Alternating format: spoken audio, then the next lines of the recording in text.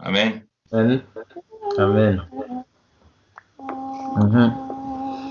Ouais, on bénit le Seigneur pour cela. Hein. Et j'ai quelque chose à dire. Donc, j'écoutais tout ce qu'on partageait, les différentes prières qui sont passées. Et il y a quelque chose qui m'est venu à cœur. Des fois, on va lire un passage dans la Bible. Hein. Comme on est en train de relire le livre de Genèse, on va lire Genèse 19. Genèse 19. Vous voyez, on a parlé de la lumière. On a prié, la lumière qui nous éclaire. On a parlé pour la foi qui vient de ce que l'on entend. On a prié pour la consécration. Et pour cela, on va lire Genèse 19. Ça m'est venu à cœur pour voir le parallèle. Comme on était dans le livre de Genèse, ça m'est revenu, hein, je pense, à cœur comme ça. Parce que comme on est en train de lire le livre de Genèse, Genèse 19, regarde, Genèse 19.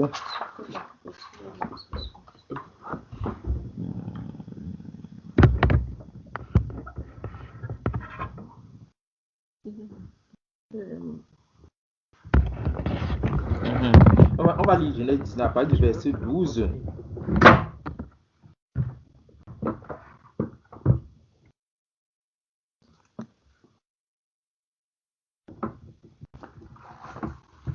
Au verset 28.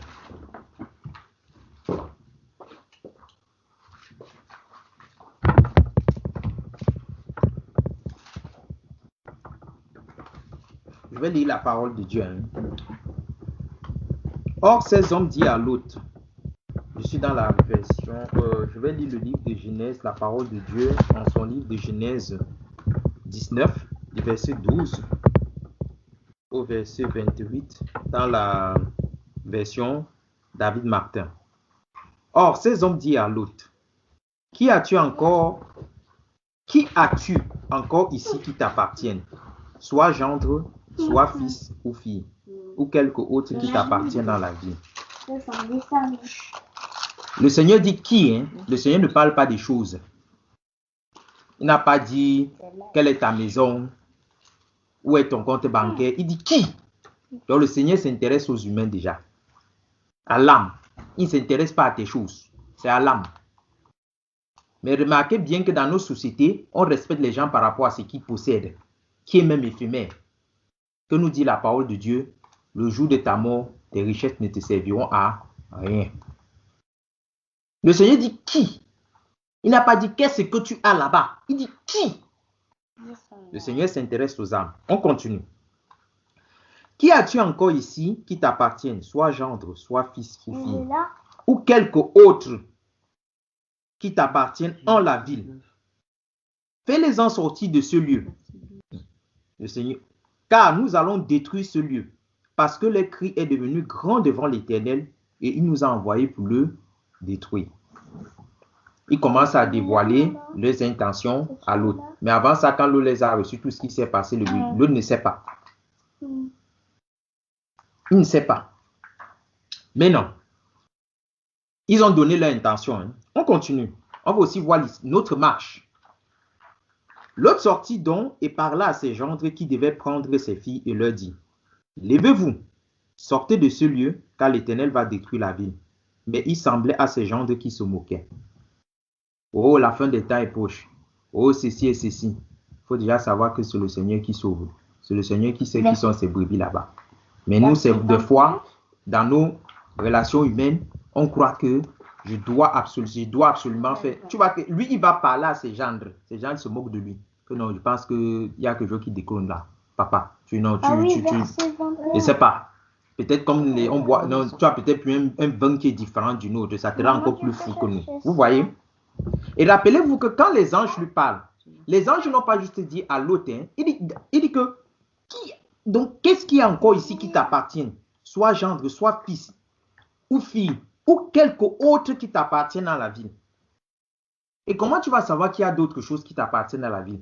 C'est que, imaginez que c'est dans ma situation. Je vais directement dire que non, Neuchâtel. Non, j'ai Yannick là-bas. Pourquoi? Parce que j'ai le réflexe que j'ai pris avec Yannick. J'ai le frère Carlos qui est là-bas. Bon, si on parle de Neuchâtel, hein, donc tu vas te référer aux gens que tu côtoies. Aux gens que tu sais que, non, je les fréquente, on partage la même chose. Vous voyez, le Seigneur n'a pas dit juste sa maison. Hein. Le Seigneur a dit, qui d'autre dans cette ville qui t'appartient? On va presque tout dire. Et vous voyez, ce qui est curieux, c'est que, bon, quelqu'un d'autre pourra dire, vous voyez que le Seigneur dit que qui t'appartient, hein, à lui, à l'autre. Hein. À lui, à l'autre. Hein. Je me pose la question, comment Yannick va m'appartenir? C'est bizarre. Bon, ça, on reviendra dessus si le Seigneur le permet. Vous voyez, fais-les sortir de ce lieu. On continue. Ces gentes se moquent de lui. Et sitôt que l'aube du jour fut levée, les anges pressèrent l'autre en disant, lève-toi, prends ta femme et tes 2 filles qui se trouvent ici, de peur que tu ne périsses dans la punition de la ville. Il n'y a plus les autres. C'est maintenant toi, ta femme et tes 2 filles. Autant les anges lui ont dit que non, il y a tes gendres, tes machins, qui, fils, filles, ou qui d'autre dans la ville. Subitement, les anges disent non, toi, ta femme et tes 2 filles. Ce sont les anges de Dieu. Donc, ils ont compris que voici ce qui est là. Ils savent, Dieu leur a dit que voici ce qui se passe là. Même si la parole de Dieu ne nous dit pas. Vous voyez, on continue. Vous voyez maintenant qu'on presse l'autre. Donc, ça veut dire que l'autre, quoi qu'il a bien reçu, qu'il devait sortir de cette vie, il n'était pas pressé. Et ça, c'est des fois nous dans notre marche. Tu as beau t'asseoir, prier. Même si Dieu vient se révéler à toi, les anges là, c'est comme les frères qui sont autour de nous, qui vont t'interpeller sur une situation. Toi, tu ne seras pas pressé de sortir de là. Parce que tu as déjà tellement trouvé une situation de confort dans le péché. Tu as déjà trouvé une situation de confort dans la désobéissance. Vous voyez, au lieu d'obéir simplement à la parole de Dieu. On lui a dit de sortir. On ne lui a pas dit qu'on va détruire. Vous voyez qu'il s'est écoulé toute la nuit. La parole de Dieu ne dit pas, est-ce qu'il a pressé, il a continué à discuter là-bas avec ses gendres, ou bien est-ce qu'il a commencé ou bien lui-même il n'était pas convaincu. Peut-être comme il a discuté avec ses gendres là-bas, ses gendres ont commencé à lui dire, lui-même a commencé à douter que non, Dieu ne peut pas détruire la ville ici. Non, on n'a rien. Vous voyez, on le presse maintenant pour qu'il sorte de là. On est passé doucement. Maintenant, on pose à un autre stade, on commence à le presser. Donc, tu dois sortir. On continue. On dit, et comme il tardait, ces hommes le prirent par la main, et il le prit aussi par la main, sa femme et ses 2 filles, parce que l'Éternel l'épargnait. Vous voyez? Donc, malgré qu'on lui dit que tu dois te presser, le gars, on a fallu qu'on le tienne la main. De force, pour qu'il sorte de là. Pour qu'il sorte de là. Ça, c'est nous. Oh, j'ai rêvé, Dieu m'a montré, Dieu, c'est bien. Mais il faut mesurer ça à la lumière de la parole de Dieu. Vous voyez que pour que l'homme sorte, comme on a parlé de la lumière, est-ce que l'homme peut sortir seul? Vous voyez qu'il a fallu que les anges le tiennent la main pour qu'il sorte de Sodome. Attends, c'était Sodome, non? Oui, Sodome. Pour qu'il sorte de Sodome. Il a fallu qu'on le tienne par la main. De force. On continue. Lui, sa femme et ses enfants. Hein. On continue. Vous voyez que dans la famille, il y a un ordre qui est établi. Quand Dieu est venu, il a parlé à l'homme. Il y a un ordre qui est établi. Dieu ne va pas bypasser ça. S'il ne parlait pas la femme, si Dieu était venu, il avait parlé par la femme de l'autre, à la fin, il aurait fini par parler à l'autre. Pour que les deux, ils sont un devant Dieu. Donc, ça veut donc dire qu'ils doivent avoir la même information. On a vu ça avec Joseph et Marie. Mais remarquez bien que quand les anges, c'est à l'homme. Quand l'homme parle, maintenant, tu as le temps d'aller causer avec ta femme. Soumise à Dieu, vous allez appliquer ça. Mais vous voyez qu'on on les forcé, l'homme, la femme. On continue. Or, dès qu'il, comme il tardait, parce que l'Éternel l'épargnait, et ils l'emmenèrent et le mit hors de la ville. Or, dès qu'il les eut fait sortir, l'un dit, sauve ta vie. Vous voyez, sauve ta vie. Ne regarde point derrière toi et ne t'arrête en aucun endroit de la plaine. Sauve-toi sur la montagne de peur que tu ne périsses. Voilà les consignes qu'on lui a dit. Sauve ta vie. Vous vous souvenez quelqu'un qui a dit qu'il voulait même quitter ce monde parce qu'il est pressé de rencontrer le Seigneur, non? Paul. Mais nous, c'est comme ça que nous sommes. Parce qu'on a aveuglé par nos, comment on va dire, nos convoitises. On a prié de ça là. J'ai fait un peu un résumé de toutes nos prières qu'on a élevées là. On a prié les convoitises qui nous aveuglent, nos propres réflexions convoitises qu'on ne va même pas peser devant le Seigneur, consulter. Le Seigneur juste devenu un pantin. On a fait nos trucs, on dit que gars, approuve ici. Ça ne marche pas comme ça avec ce monsieur. J'ai appris ça à mes propres départs. Le Seigneur lui dit, sauve ta vie. Ne regarde point derrière toi et ne t'arrête en aucun endroit de la plaine. Sauve-toi sur la montagne de peur que tu ne périsses. Nous comprenons que ça veut donc dire que l'autre a une faiblesse. Parce que Dieu lui dit, ne regarde pas derrière toi. L'autre a une faiblesse contre ce qu'il a laissé. Parce que vous voyez qu'on est vu le parler doucement. Il n'a pas compris. Il a eu toute la nuit. Le matin, le gars n'est pas pressé de sortir là-bas. Oh, les anges savent à quel moment Dieu va détruire ça. Ils savent. Donc, vous voyez que quand l'autre est là maintenant, là, les anges lui donnent ces consignes de ne pas regarder derrière lui. C'est que c'est une faiblesse de l'autre. Ne regarde pas derrière. Ce péché-là, laisse ça derrière toi pour l'instant. Il viendra un temps où tu seras fort. Tu vas regarder ça de loin. Tu ne vas même pas être prêt. Parce que le péché, hein, ça nous enveloppe. Le péché emprisonné dans la chair, hein, n'oublions pas ça. Donc, j'avais bien apprécié il y a une semaine, je ne sais plus quand, le frère Brice avait dit, quand on priait, ça m'est beaucoup resté. Il dit que non, le péché, c'est comme si tu as une pièce dans ta maison, tu as une chambre, tu as la clé. Mais des fois, tu ouvres cette chambre-là, tu te caresses avec lui. Tu te caresses avec lui. Toi-même, hein, tu es ouvert.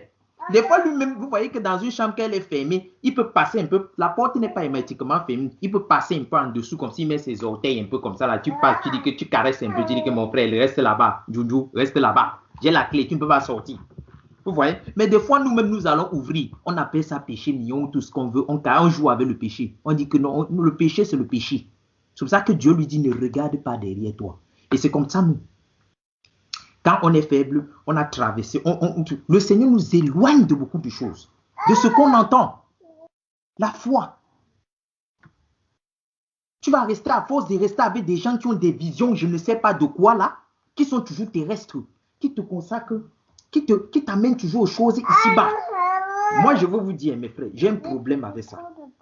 Je ne peux pas vous mentir, j'ai un problème.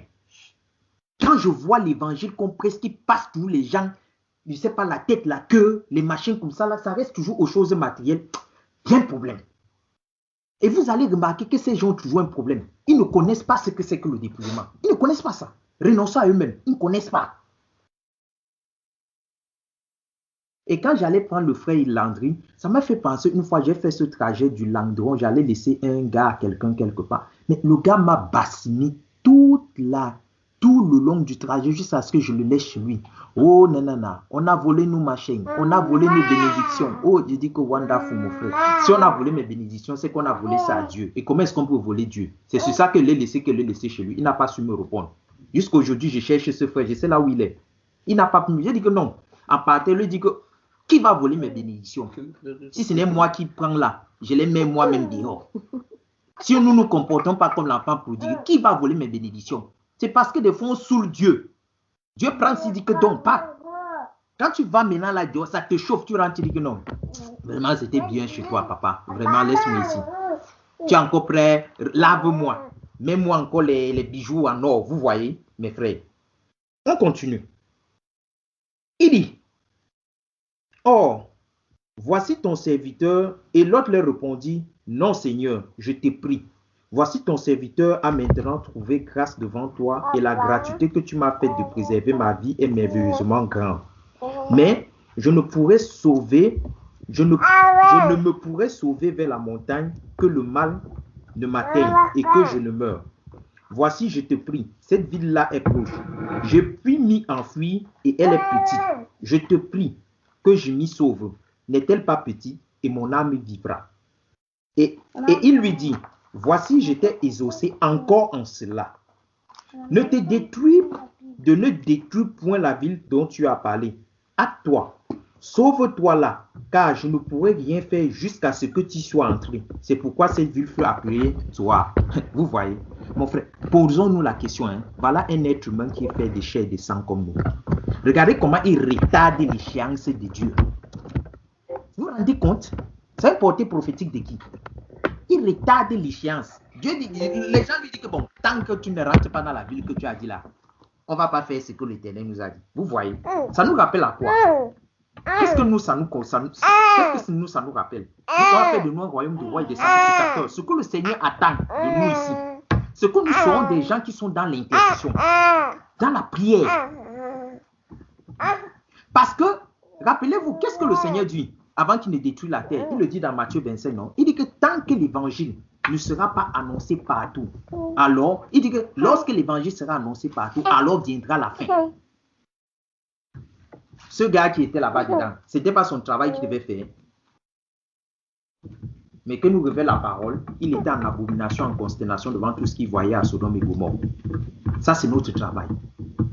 Nous ne sommes pas là pour venir juger ou condamner. Nous sommes là pour venir par l'entremise du Seigneur Jésus-Christ. Donc nous sommes des instruments entre ses mains pour sauver. C'est ça. C'est en cela, dans nos prières, que plus d'hommes connaîtront le Seigneur Jésus-Christ. Vous voyez, le gars a retardé. Bon, ce n'est pas qu'il a retardé, mais c'est un enseignement pour nous. Dieu sait toutes choses. Donc ce qui se passe là, Dieu le savait. Mais c'est un enseignement pour nous, puisque la parole de Dieu dit que tout ça a été écrit pour notre instruction. Mes frères, nous devons prendre conscience de notre place.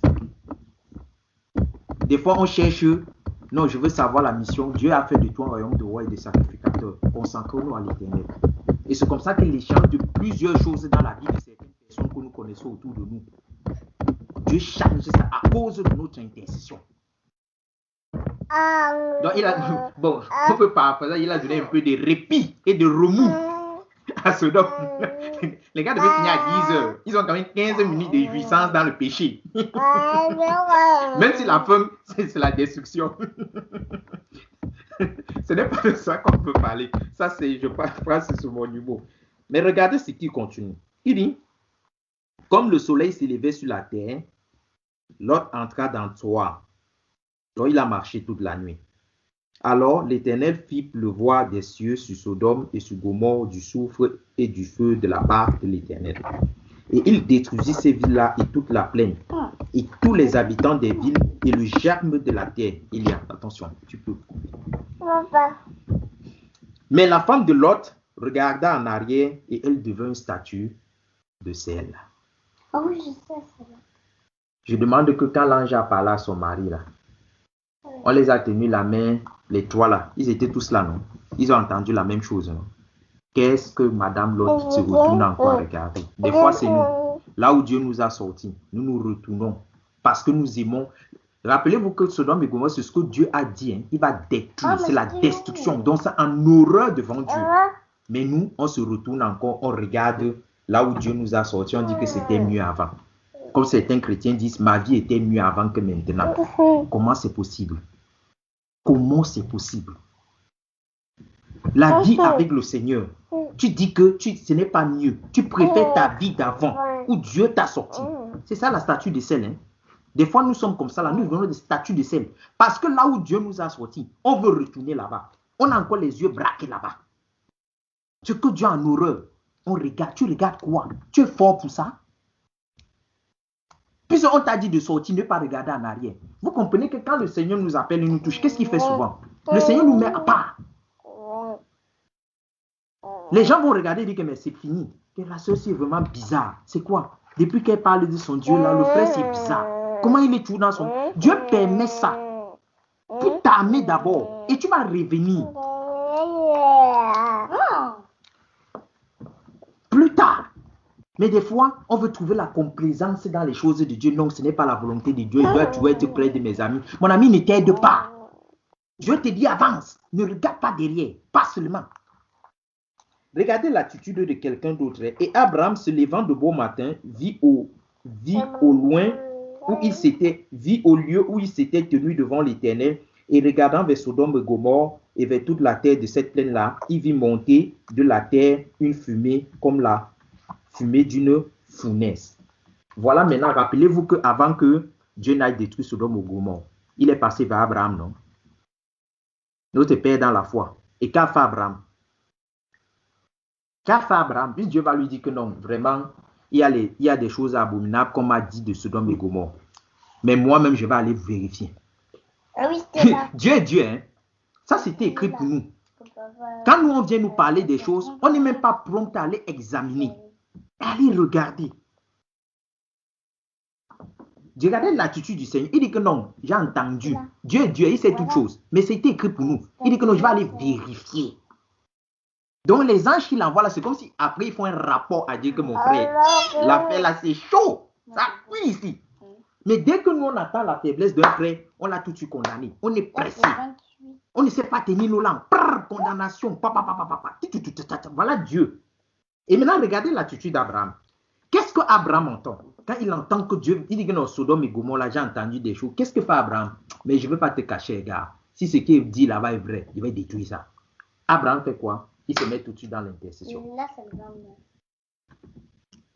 50, 40, 30, 20, 10. C'est pour cela que vous voyez maintenant que l'homme mature en Jésus-Christ, il est dans quoi? La prière, la consécration à Dieu. Lui, il est dans l'intercession.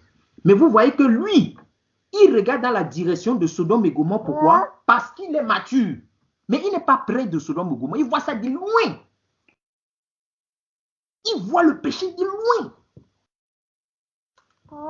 Donc, ce n'est pas parce que tu es, comment on va dire, ancien. Tu dis que non, ça fait 10 ans, je peux caresser ce péché. Péché égale péché, il va te manger. Vous voyez que maintenant, lui là qui est ancien, qui est dans l'intercession, il voit quand même le péché là de loin. Il voit la fumée qui monte là-bas. Vous voyez mes frères. De tout ça, c'est un peu pour condenser. Quand j'ai entendu toutes les prières là, ce verset-là m'est venu vraiment à cœur. Qu'est-ce qui est nécessaire maintenant pour notre marche? Nous avons tout compris. Être consacré au Seigneur. Et ce que le Seigneur nous dit d'obéir. Il ne faut pas chercher le pourquoi du comment. Parce que même si on te dit le pourquoi du comment, vu que tu n'es pas dans le principe de l'obéissance, on va seulement te tenir la main. Vous voyez mes frères. Mais nous devons être dans plusieurs figures que nous venons de citer là, être un peu les autres. Le Seigneur, il pouvait s'approcher des hommes de mauvaise vie parce qu'il est Dieu, il est consacré à son Père. Et même de ça, vous voyez qu'il y a certaines choses qu'il ne faut même pas s'approcher, il faut voir ça de loin. Mais il ne suffit pas de rester de loin et faire des condamnations. Tu es dans l'intercession. Dans l'intercession. Car n'oublions pas que c'est seul Dieu qui sauve. Le Seigneur nous a juste envoyé d'aller parler. Seul Dieu sauve. Donc que nous serons des hommes d'intercession, que nous serons des hommes d'obéissance. De là où le Seigneur nous a sortis, on a décidé par nous-mêmes de prendre la voie étroite et resserrée qui mène au Seigneur. Ne regardons plus en arrière. Il n'y a personne parmi nous ici là. S'il vomit, il reprend ses vomis là. Je crois que la société va dire que le type, s'il faut le mettre dans un asile psychiatrique, il est malade. Donc la femme de l'autre que nous voyons là, elle regarde à ce que Dieu a dit abomination. Elle regarde et dit que non, ça me plaît. Donc là où Dieu a dit que ça c'est abominable, nos yeux ne doivent même pas regarder là. Parce que quand tes yeux regardent là, ça va te pousser à quoi? À la convoitise. Regardez au jardin d'Éden. La femme, qu'est-ce qu'elle regardait? Ce frère passait par là-bas tous les jours.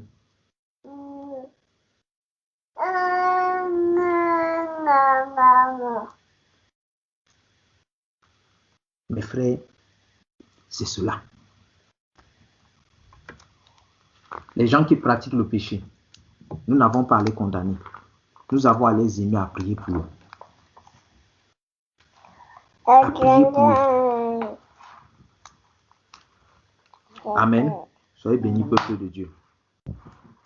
Que la paix et la grâce du Seigneur soient avec nous. Amen.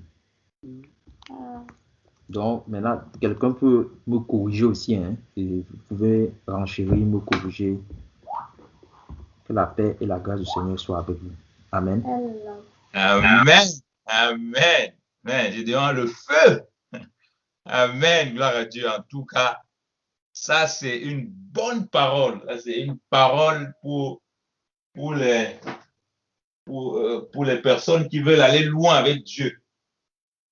Pour les personnes qui veulent aller loin avec Dieu. Là, ça, on vient de dire c'est l'évangile pur.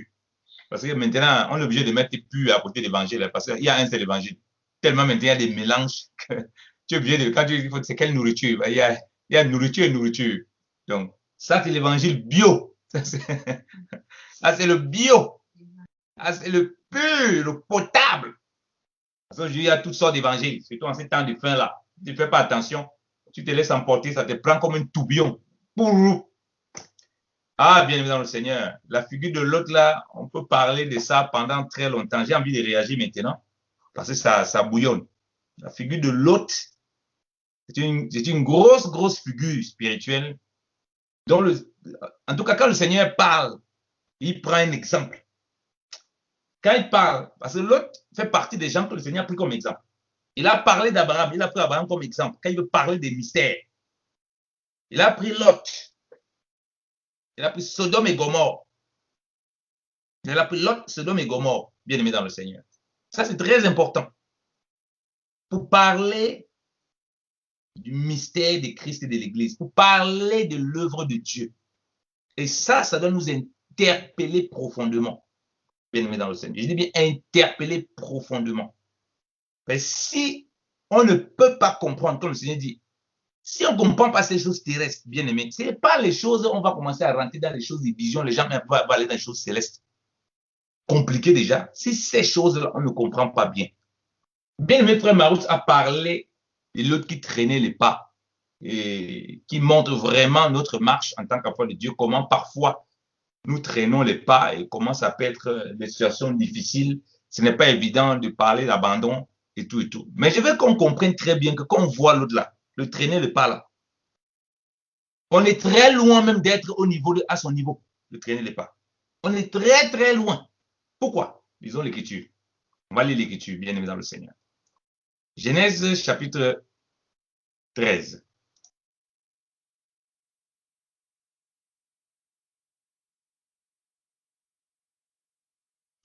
Alors, Genèse chapitre 13, à partir du verset 1. On va lire l'Écriture. Je lis dans la Rostaval. Et Abraham, vous êtes là à la page, bien aimé. Et Abraham monta d'Égypte vers le midi, lui et sa femme, et tout ce qui lui appartenait, et Lot avec lui. Or, Abraham était très riche en bétail, en argent et en or. Puis il s'en retourna par ses campements, du midi jusqu'à Bethel, jusqu'au lieu où avait été sa tente au commencement, entre Bethel et Haï, au lieu où était l'autel qu'il y avait fait auparavant. Et Abraham y invoqua le nom de l'Éternel. Or, l'autre qui marchait avec Abraham avait aussi des brebis, des bœufs et des tentes. Et le pays ne les suffisait pas pour demeurer ensemble. Et le pays ne les suffisait pas pour demeurer ensemble. Soulignez ça bien. Car leur bien était si grand qu'ils ne purent demeurer ensemble. On dit que même le pays ne peut pas contenir le degré de richesse dans le pâturage entre le père et son fils et le neveu. Tellement, ils avaient une grande richesse en pâturage, bien aimé dans le Seigneur, en brebis et bœufs et des tentes. Frère, il n'avait pas seulement une tente. Il avait des brebis, des bœufs et des tentes. Vous voyez ce que c'est? C'est la figure des biens que les gens, comme on voit dans le monde, les gens ont tellement de richesses. Des immeubles, vous voyez les tentes, les immeubles, la tente est toujours fait parler du corps, hein, du tabernacle, tout ça, Dieu a tout parlé de tentes. Les gens ont des biens, Imaginez, dans tout un pays. Donc les gens sont arrivés dans un endroit. Ils ont colonisé l'endroit, on peut dire, avec le bien. Donc leur bien là, ils ont, excusez-moi du terme, hein. Donc j'apprends le mot. Donc ils ont confisqué l'endroit. Avec deux. L'endroit là, c'était entre les mains comme ça là. Au point où ils ne pouvaient plus contenir. Parce qu'il faut bien comprendre. Parfois qu'on parle de l'autre, si on n'a pas l'intelligence on ne peut pas réaliser la profondeur de la foi. On parle souvent de l'autre, la foi qui est sortie là. Ça a légèreté. On dit non, il ne faut pas retourner derrière. Mais on ne réalise pas du tout. C'est que ça implique. Le fait que l'autre doit écouter la voix des anges qui sont venus de la part de Dieu est sorti de là. Pour faire le parallèle avec notre vie et notre marche avec le Seigneur. Si Dieu, comme il dit, si le Seigneur prend cet exemple-là, il ne prend pas au hasard, bien aimé le Seigneur. Il sait que cet exemple-là est capital pour quelqu'un qui veut marcher avec le Seigneur. Vous comprenez pourquoi déjà le Seigneur a dit que mais, il est très difficile aux riches de ce siècle d'entrer dans le royaume. Très difficile. Pourquoi? Parce que pour la plupart, et sinon majoritairement, ils ne sont pas riches selon Dieu. Parce que Lot et Abraham sont riches ici selon Dieu. Vous voyez bien le Seigneur. Donc, ils ont tellement, c'est abondant. Verset 7. Il y a eu une querelle entre les bergers du bétail d'Abraham et les bergers du bétail de Lot. Or, les Cananéens et les Phérésiens demeuraient alors dans le pays. Donc, il y avait même des gens dans le pays. Et Abraham dit à Lot, qu'il n'y ait point, je te prie, de dispute entre moi et toi, ni entre mes bergers et tes bergers, car nous sommes frères. Tout le pays n'est-il pas devant toi? Sépare-toi donc de moi. Si tu prends la gauche, j'irai à droite. Si tu prends la droite, j'irai à gauche. Alors, l'autre, levant les yeux, vit toute la plaine du Jourdain, qui, avant que l'Éternel eût détruit Sodome, ça c'est parenthèse, Sodome et Gomorrhe, était arrosée partout en allant vers toi, comme le jardin de l'Éternel, comme le pays d'Égypte. Et l'autre choisit pour lui toute la plaine du Jourdain. Et il partit du côté de l'Orient et ils se séparaient l'un l'autre. Abraham habita dans le pays de Canaan et l'autre habita dans les villes de la plaine et dressa ses tentes jusqu'à Sodome. Vous voyez, on parle encore de ses tentes. Donc, le gars avait... Quand on parle de biens, le gars était, on dit souvent là, sur le plan matériel, béni. Si c'est pour la bénédiction, le gars était béni. Le gars était béni jusqu'à. Le gars, les tentes jusqu'à Sodome. Quand vous comprenez qu'à Sodome, là, il n'y a pas seulement que ces tentes là-bas. Donc, le gars était plein. Partout. Comme vous voyez, les gens, ils ont les maisons partout dans tous les pays là. Il voyage ici aux États-Unis, il a une maison là-bas, il a des biens, il a des trucs. Il voyage ici. Il a tout ça. Le gars a choisi. Le gars a choisi la plaine, frère. Il n'a pas choisi la montagne, il a choisi la plaine. Bon, on reste d'abord sur le cadre de la richesse. Au verset 13, on dit, or les gens de Sodome étaient méchants et de grands pécheurs contre l'Éternel. Vous voyez bien le Seigneur? Donc, l'autre avait beaucoup de biens. Ça a failli créer des problèmes, ils sont arrangés, ils ont dit que nous sommes enfants de Dieu, ils sont séparés, pas divisés. Donc on dit que non, laissons-nous en paix. Abraham qui est plus mature dit que non, choisis. L'autre a regardé déjà, ça c'est un aspect déjà de notre marche. Il a regardé à la plaine, ce qui ressemble à l'Égypte. Voilà pourquoi quand Dieu vient le sortir, Dieu vient le sortir de la mentalité de l'Égypte. Parce qu'en réalité, dans une figure spirituelle, parce que tu vois ça dans ta marche, attends avant de Dieu, tu vois, bon, définitivement, tu es sorti. Mais tu vois aussi dans ta marche, un moment, tu commences à travailler pour le Seigneur, mais tes choix à cause de la grâce que Dieu t'a donnée ressemblent au choix de l'Égypte. Parce qu'il a vu la plaine, ça ressemblait à l'Égypte où ils étaient. Oh, Abraham et l'autre étaient là, j'ai dit pourquoi? En Égypte, pourquoi? Parce qu'il y avait la famine. C'est pourquoi ils sont là en Égypte. Donc, ils ont contemplé l'Égypte. L'Égypte était beau. L'Égypte était agréable. L'Égypte qui est la figure du monde. Il a oublié qu'on vient seulement là pour un peu de temps, pour prendre ce qu'on a à manger et puis on sort. Comme nous marchons dans le monde. Nous sommes dans le monde, mais nous ne sommes pas du monde. C'est-à-dire qu'on est en Égypte, on travaille, on mange, comme chacun de nous travaille et mange. C'est ça qu'Abraham, c'est ça la figure de la famille là, au fait, que j'ai commencé à vous expliquer là. Donc, les besoins matériels manquent, on va aller en Égypte, on va puiser. Mais notre vie, c'est la vie de Canaan. Vous voyez, c'est la vie de l'esprit. L'Égypte va nous servir, des situations difficiles, on va se servir en Égypte parce que c'est ce que Dieu aussi mis en place. Mais ce n'est pas pour demeurer là-bas, c'est pour sortir. Donc, l'autre, quand il part à Sodome et Gomorrhe, il a la comparaison avec l'Égypte et il voit que non, tout allait bien, tout allait correct. Ça allait, je peux vraiment étendre mes brebis, ils vont bien manger là-bas. Il y a tous ces biens. Mais, sauf que Dieu précise là-bas, il y a des grands pécheurs et des gens méchants. L'autre y est resté. Bien aimé dans le Seigneur. Comme vous et moi, comme je dis, je prends une autre figure spirituelle. Je vais finir par ce que Marus a dit. Comme il dit, tu vois l'autre qui sort là, tu vois ta vie chrétienne directement, tu dois renoncer, tu dois sortir. Mais ce n'est pas tout. Il y a ta vie chrétienne de tous les jours dans les aspects où tu vas te retrouver à Sodome et Gomorrhe et tu risques d'être séduit. Et où Dieu dit, non, tu es en train d'être séduit, là, moi, il va te dépouiller, il va te sortir de là. Il va vouloir que tu t'enrichisses autrement. Que la qualité que tu es en train de faire là, tu es en train de te corrompre. Et comme je n'ai pas vu que tu te perdes, il va falloir que tu renonces, que tu sors de là. Donc, vous voyez que la grâce que Dieu a donnée à l'autre, il avait le regard. Voilà pourquoi même le mot Lot veut dire voile. Bon, c'était un peu l'interprète comme il empêchait Abraham. Moi, je ne pense pas, hein, je n'interprète pas ça comme ça. Il empêchait Abraham d'avancer, tout ça. Bon, chacun a sa façon de comprendre les choses. C'était incompris comme ça. On peut le comprendre aussi. Mais dans la figure prophétique, l'esprit marche. Donc, l'esprit marche, donc l'esprit avance. L'église est un mouvement. L'esprit est comme un mouvement. L'esprit est comparé au vent. Donc, c'est un mouvement. Il soit un mouvement. Et là, ils vont se séparer. Comme il dit, l'autre a beaucoup de biens. Comme tout le monde a beaucoup de biens. Mais comment est-ce qu'on va investir ces biens dans le Seigneur? Est-ce qu'on regarde parce que ça ressemble à l'Égypte? On dit, ah, vraiment, ça ressemble à l'Égypte où on était là. Ah, vraiment, ça allait bien. Les plaines là. Et c'est ça beaucoup de gens. Ils croient que dans le Seigneur, quand le Seigneur t'a permis d'avoir certaines choses, que tu as l'abri de tout, il faut que tu cherches un moyen d'être dans le confort. Sauf que tu ne connais pas toi-même ce qui va se passer là-bas dedans. Que toi et moi, on ne connaît pas. Hein. On ne connaît pas. Si tu veux regarder avec les yeux comme l'autre là, c'est sa vie qu'il a failli mettre sa vie en danger. Si tu veux regarder avec les yeux humains, avec oh non, ça allait bien, vraiment ça allait correct, ça allait vraiment, tu vas te séduire.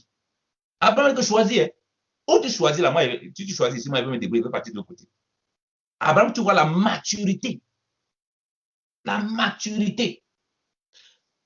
L'autre est rentré là-bas, bien aimé dans le Seigneur. Les gens étaient méchants. Donc, ça veut dire qu'il est arrivé là-bas, il a vu la méchanceté. Il a vu le péché comme pas possible. Il n'a pas essayé de bouger. Il n'a pas essayé un seul instant de bouger. Puisque Genèse 14, on nous rappelle que on est venu, on a arraché l'autre. On a combattu contre leur territoire. On les a tous pris. Abraham est venu les chercher, on les a fait ressortir de là. Mais le gars a continué à rester là-bas. Il a continué à vouloir garder ses biens là-bas. Puisqu'on avait récupéré tous les biens. Nous avons dit que l'autre a récupéré tout. L'Écriture nous le précise. Donc, tout ce qui appartenait à l'autre. Donc, on a récupéré tout. Mais le gars n'a pas réfléchi. Hey, c'est quelle histoire ça? Donc, il s'est fait enlever parce qu'il a choisi la plaine. Il a vu ses richesses. Au lieu d'observer, dit, ah, il faut que je cherche ce que l'Éternel veut. Il a choisi la plaine où la Bible précise bien, il a vu que c'était bien. Ça ressemblait au jardin de l'Éternel. Ça ressemblait à un endroit, mais on dit comme le pays d'Égypte où il sortait, Abraham montant d'Égypte vers le midi. C'est-à-dire qu'Abraham monte qu'Abraham, mon frère, tu es parti là-bas. On voit que là-bas c'était difficile. Ici, à manger, à boire. Mais sauf qu'ici, à manger, à boire dans le péché. Ici, à manger, à boire dans la façon dont le monde fonctionne. Et si on ne comprend pas ce de l'autre, on va se louper dans notre marche chrétienne énormément. Voilà pourquoi on passe à voir les dingues ici comme ça. Là. Le chrétien, il est comme ça. Parce qu'il ne comprend pas ces choses. Donc, l'autre a choisi ce qui semble facile, mais ce n'est pas qu'il se mettait dans beaucoup de problèmes. Donc, on voit qu'il y avait un attachement particulier qui a commencé à s'installer. Puisque la pluie c'est bien là-bas, il a mis avec tac. Donc, on peut comprendre aussi que n'étant plus avec Abraham, peut-être la connexion spirituelle n'était plus aussi forte. Mais on voit que l'autre était juste un homme qui craignait Dieu. Après, ses enfants, ses filles sont vierges. Donc, quand il s'installe, comme je dis, on enlève l'autre. Mais après, on parle de récupérer. Bien aimé dans le Seigneur, vous et moi, Quand on vient nous enlever, on se dit dans un pays, on a vu des gars qui étaient pécheurs. Comme on dit que Dieu part tantôt d'une façon. Tu vis dans un endroit, tu as des biens, tu as tout ceci. On vient, on vous ravage. Tu vois, les gens vivent dans le désordre. Bien le Seigneur. Tu souffres hier parce que tu vois que, mais si tu veux faire tes affaires, mais les gens sont tellement corrompus. Mais comme toi, tu es un homme de foi, tu supportes. Bon, tu dois apporter la vie quand même là-bas. Tu essaies. Mais tu viens, on vient vous ravage. On vous ravage, frère. Ça ne lave pas vos têtes. Tu repars, tu vois que les gens continuent. Malgré qu'ils ont vu ça. Que les gens continuent. Malgré qu'ils ont vu Melchisedec. Qu'ils continuent. Malgré qu'ils ont vu qu'on prend le pain et le vin. Ils ont vu des choses inexplicables. Des choses d'une autre envergure. Les gars repartent encore là-bas. Toi, tu continues à partir là-bas. Bien aimé dans le Seigneur. Et c'est ça que le frère Marius appelle les compagnies. Tu fréquentes des personnes, tu vois qu'ils ne t'apportent rien. Au contraire, ils te conduisent à vivre une vie de péché. Une vie qui ne glorifie pas Dieu. Où tu as failli perdre ta vie. Comme Josaphat qui a commencé les alliances avec Akab. Il voit bien qu'Akab est un roi qui ne craint pas Dieu. Akab appelle les prophètes qui veulent dire ce qu'il entend. Mais comme lui, il craint Dieu, Josaphat, il craint Dieu. Il dit que non, il n'y a pas que celui. Il n'y a que ces 400 prophètes, dis donc, qui prophètent. Est-ce qu'il n'y en a pas un autre? Akab lui révèle que oui, c'est vrai, quand même, il y a un autre là. Mais il dit que du mal.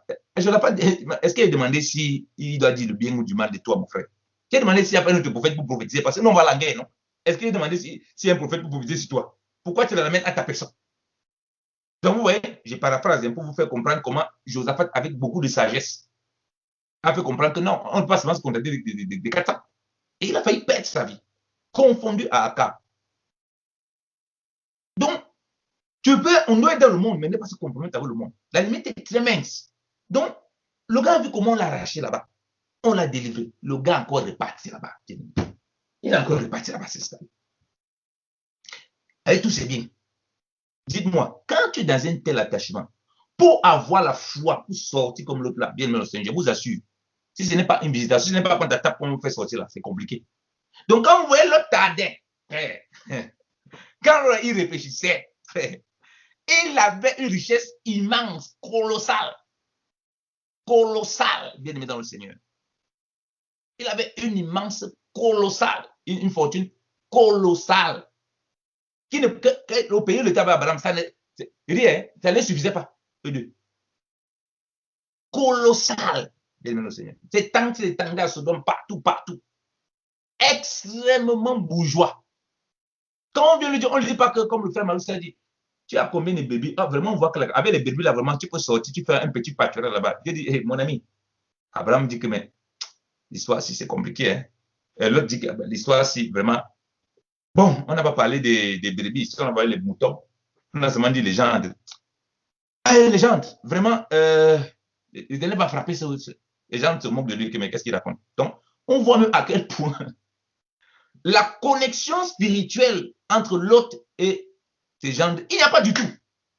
Les gens considèrent que c'est comme la moquerie. Donc, on voit que la vie, comme je dis, je parle de l'autre dans les deux aspects. Hein. Mahous a parlé de l'aspect où on doit sortir, on a renoncé. Je parle de la vie dans laquelle nous, on commence à se retrouver dedans. On est sorti comme l'autre. Hein. Après, on revient par derrière dans la vie de l'autre où on voit le début, dans notre marche. Comment on peut aller s'installer dans une forme de vie dans ce dôme. On ne pêche pas, on ne vit pas, machin, mais petit à petit,